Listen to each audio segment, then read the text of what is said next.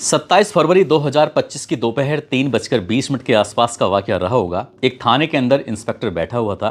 Inspector इंतजार कर रहा था कि ये कब उसका केबिन खाली हो, उसके कमरे में कोई ना हो और वो अपनी जेब में रखे हुए कुछ सामान को देखना चाहता था कि जो है वो पूरा है या फिर अधूरा है, कैसे है कैसे नहीं है। दरअसल जब उनका कमरा खाली हो जाता है, कोई उस वक्त होता नहीं है। इसके बाद फिर वो अपनी जेब में हाथ डालते हैं, एक लिफाफा निकाला जाता है और लिफाफा के अंदर 500 के नोट रखे हुए थे। उसके बाद उनकी गिनती शुरू हो जाती है और गिनती जैसे ही शुरू होती है उसके बाद गिनती खत्म भी हो जाती है। 60 तक जाके गिनती एंड हो जाती है। यानी कि जेब में 30,000 रुपये रखे हुए थे।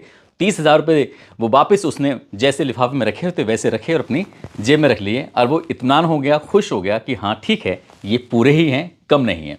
अभी गिनती करके वो हटा ही था, अभी उसने सुकून महसूस किया ही था कि अचानक ही कमरे के अंदर 10 से 12 लोग अचानक से आते हैं। बहुत तेजी के साथ उन्हें रोकने की कोशिश की जा रही थी। बाहर जो संतरी खड़ा हुआ था उसने कई बार कहा कि आप अंदर ऐसे कैसे घुस सकते हैं, क्या बात है, क्या काम है। सबके सब जब 10-12 लोग अंदर जाते हैं, अंदर जाने के बाद इंस्पेक्टर को हाथ पकड़ते हैं और हाथ पकड़ने के बाद उस इंस्पेक्टर ने ये चीखने की, चिल्लाने की, शोर मचाने की काफ़ी कोशिश की। कहा कि तुम जानते नहीं हो, मैं इस थाने का थानेदार हूँ। जैसे ही थानेदार ने ये बात कही वो डरे नहीं और बिना डरे उन्होंने उस इंस्पेक्टर के हाथ पकड़ते हुए, घसीटते हुए, सामने एक गाड़ी खड़ी हुई थी और गाड़ी पर लिखा हुआ था उत्तर प्रदेश सरकार एंटी करप्शन। बस इतना था कि अब यहाँ से चीख पुकार सी मच जाती है। इंस्पेक्टर बार बार गुहार लगा रहा था कि साहब मैं पैसे वापस कर दूंगा, प्लीज़ मुझे छोड़ दो, मुझे जाने दो, मैं नहीं जाऊंगा। इस तरह की जो बातें कर रहा था। ये वीडियो सोशल मीडिया पर बहुत तेज़ी के साथ वायरल होने लगता है। दरअसल इस वीडियो के वायरल होने का कारण क्या है, क्यों उस इंस्पेक्टर के जेब में 30,000 रुपये रखे हुए थे, कैसे उस इंस्पेक्टर को पकड़ा गया और उसके बाद एफआईआर दर्ज हुई, आज की इस कहानी के माध्यम से ये जानने की, ये समझने की कोशिश करते हैं। आदाब, नमस्कार, सत श्री अकाल। मैं उस्मान सैफी। आज की जो सच्ची घटना मैं आपको सुनाने जा रहा हूँ, ये सच्ची घटना है उत्तर प्रदेश के जिला मिर्जापुर का एक थाना लगता है चील। दरअसल चील थाना क्षेत्र का एक गांव लगता है बल्ली परवा। यहाँ का रहने वाला एक लड़का जिसका नाम हिमांशु यादव होता है। हिमांशु यादव ने एक लड़की का यौन शोषण कर दिया था और उस लड़की ने जाकर अपने परिवार से जाकर ये पूरी कहानी बताई कि इस तरह से एक लड़के ने उसका यौन शोषण किया है, उसके साथ गंदा और घिनौना कृत्य किया है। जैसे ही उस लड़की के माँ बाप ने, परिवार ने ये बात सुनी तो परिवार वालों का रो रो कर बुरा हाल हो जाता है। एक बेटी की आबरू लूट चुकी थी, अब करें तो क्या करें। बात इसके मामा तक पहुंच जाती है। उस लड़की के मामा जब घर पे आता है वो कहता है कि आप परेशान मत हो, मैं अपनी भांजी को लेकर इंसाफ की लड़ाई लड़ूंगा और इस लड़ाई को अंजाम तक पहुंचाने की पूरी कोशिश करूंगा। इसके बाद मामा अपनी भांजी को लेकर जो निकटतम थाना होता है चील, उस चील थाने में जाता है और जाने के बाद कहता है कि साहब मेरी भांजी के साथ फला नाम के उस लड़के ने गंदा घिनौना कृत्य किया है, आप एफआईआर दर्ज कर लीजिए, उसके खिलाफ कड़ी से कड़ी कार्रवाई करिए। लेकिन इंस्पेक्टर साहब ने बात सुनी नहीं। इंस्पेक्टर साहब बिल्कुल इस मामले को एकदम ऐसे सुन के जैसे कि कुछ बात ही नहीं हुई है। मामा परेशान हो जाता है। मामा फिर उच्च अधिकारियों के पास जाता है। उच्च अधिकारियों के पास जाने के बाद फिर वह उनसे कहता है कि मेरी भांजी के साथ कुछ इस तरह से घिनौना कृत्य हुआ है, मुझे इंसाफ चाहिए। इंसाफ के लिए उन्होंने कहा ठीक है, आप परेशान मत होइए, निकटतम थाने में जाइए, हम तुरंत ही उनको आदेश करते हैं। उच्च अधिकारियों ने थानेदार को आदेश कर दिया, लेकिन थानेदार के कान पर जूं नहीं रेंग रही थी। थानेदार परेशान करने लगता है, यानी कि वो कुछ सुनता नहीं है। तो जाहिर सी बात है पीड़ित को परेशानी होने लगती है। पीड़ित करे तो क्या करे। उसके बाद फिर से चक्कर लगाए जाते हैं, फिर से चक्कर लगाए जाते हैं और चक्कर पर चक्कर लगाए जा रहे थे, लेकिन थानेदार इस मामले में गंभीर नहीं हो रहा था। अब जब बार बार चक्कर लगाए जा रहे हैं तो थानेदार भी उसके लड़की के मामा को पहचान जाता है। जब पहचान जाता है तो अभी बात आती है पैसे की, यानी कि रिश्वत की बात आती है और सीधे सीधे ऑफर दिया जाता है 50,000 रुपये का। 50,000 रुपये दे दो, एफआईआर दर्ज कर ली जाएगी। मामा ने कहा हम बहुत गरीब आदमी हैं, समझने की कोशिश क्यों नहीं करते हो, हमारे साथ इतना गंदा घिनौना कृत्य हुआ है और हम 50,000 रुपये कहाँ से लेके आएंगे। लेकिन थानेदार कहता है कि इंतजाम तो करना ही पड़ेगा। अब ऐसी स्थिति में करें तो क्या करें। जब दोनों के बीच में, इनके थानेदार और उस मामा के बीच में बातचीत लगातार चल रही थी, तो बातचीत के दौरान ही पता चलता है कि 50,000 रुपये से घटकर बात 30,000 रुपये तक आ चुकी है। यानी कि 30,000 रुपये का इंतजाम करो, प्रार्थना पत्र दो, एफआईआर दर्ज हो जाएगी, उस आरोपी के खिलाफ कड़ी कार्रवाई की जाएगी। जब ये बात आती है तो मामा ने एक बात सोची, भांजी को तो इंसाफ दिलाया जाएगा, लेकिन इस इंस्पेक्टर से भी निपटना पड़ेगा, क्योंकि हम गरीब आदमी हैं तो क्या हमें इंसाफ नहीं मिलेगा। इस तरह की बात थी। इसके बाद फिर मामा सक्रिय होता है। सक्रिय होने के बाद अपनी भांजी से कहता है कि हमें इसके खिलाफ आवाज़ उठानी पड़ेगी।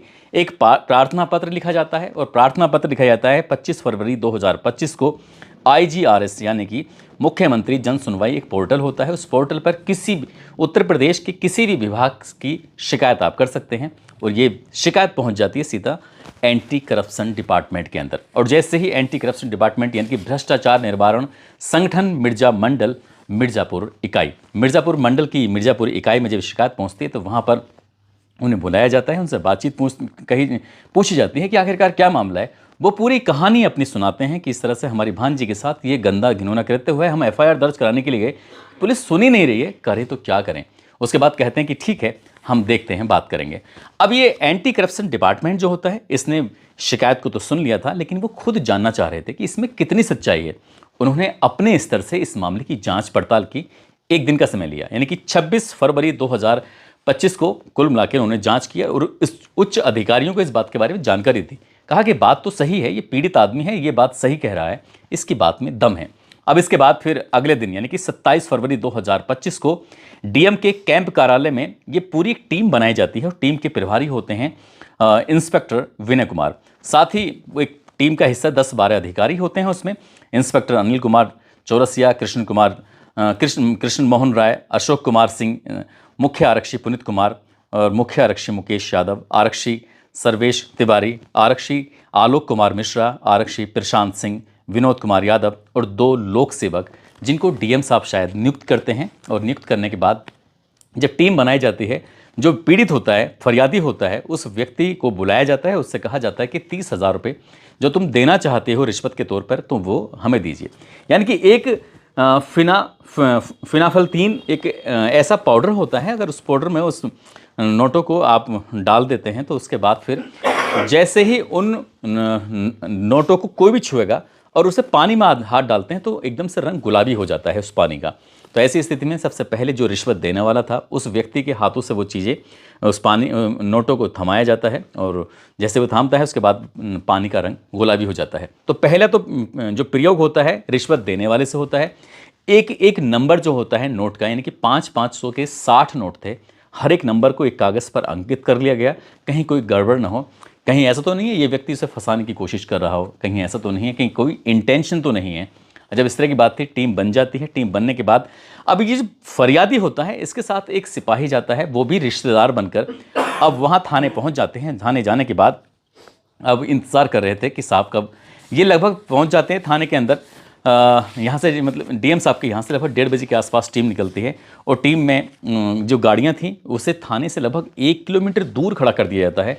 दूर इसलिए खड़ा कर दिया जाता है ताकि किसी को शक ना हो, किसी को सुबह ना हो कि आखिरकार ऐसा चल रहा है, क्योंकि इंस्पेक्टर साहब, उस थाने के जो चील थाने के इंस्पेक्टर साहब हैं, आज उनकी शामत आने वाली थी। 500 की जो 60 नोट थे वो व्यक्ति एक अपने रिश्तेदार यानी कि जो सिपाही था उसके साथ लेके जाता है। इंस्पेक्टर साहब कहते हैं अच्छा तुम आ गए? हाँ जी मैं साहब आ गया, आपने ये जो मांगा था वो ये रहा। अब वो पैसे दिए जाते हैं, पैसे वो अपनी जेब में रख लेते हैं और कहते हैं कि तुम अब परेशान मत हो, अपने घर जाओ, तुम्हारा काम हो जाएगा। बस इतना कहने के बाद अब इंस्पेक्टर के दिमाग में चल रहा था कि पैसे जो मांगे वो पूरे हैं भी कि नहीं है, कहीं ऐसा तो नहीं है कि कुछ और दे के चला गया है, कहीं ऐसा तो नहीं है कम है, कहीं ऐसा तो नहीं नोट पुराना हो, कहीं ऐसा तो नहीं फटा हुआ हो। तमाम तरह के सवाल थे जो इंस्पेक्टर साहब के जहन में, दिमाग में घूम रहे थे और इंस्पेक्टर साहब ने बार बार अपनी जेब पर हाथ फेरे थे, इंतजार कर रहे थे कि कब उनका रूम खाली हो, कब यहाँ कोई ना हो, उसके बाद देखें, गिनती करें। गिनती करते हैं 60 नोट, लेकिन उन्हें नहीं पता था कि इस पर एक फिनाफल्थलीन एक पाउडर होता है वो लगा हुआ था। जैसे वो नोटों की गिनती कर रहे थे, इसी बीच में यहाँ से जो फरियादी होता है, पीड़ित होता है, वो उस लड़की का मामा होता है, तुरंत ही फ़ोन करता है कि साहब मैंने तो अपना काम कर दिया है, बस अब आपकी बारी है। इतना था कि वो टीम जो थी इधर उधर छुपी हुई थी, सब के सब सादा वर्दी में थे, अपने एक साधारण से भेष बनाकर वो आए थे, थाने के इर्द गिर्द घूम रहे थे, दौड़कर सीधा इंस्पेक्टर के रूम में जाते हैं और इंस्पेक्टर साहब को समझने का मौका ही नहीं मिलता। तुरंत ही उनके हाथ पकड़े जाते हैं और घसीटते हुए जब लेके जा रहे हैं तो बाकी पुलिस वालों की नज़र पड़ती है कि एक इंस्पेक्टर पर 10-12 लोगों ने हाथ डाल दिया है। थाने के अंदर इतनी हिम्मत किसी की हुई।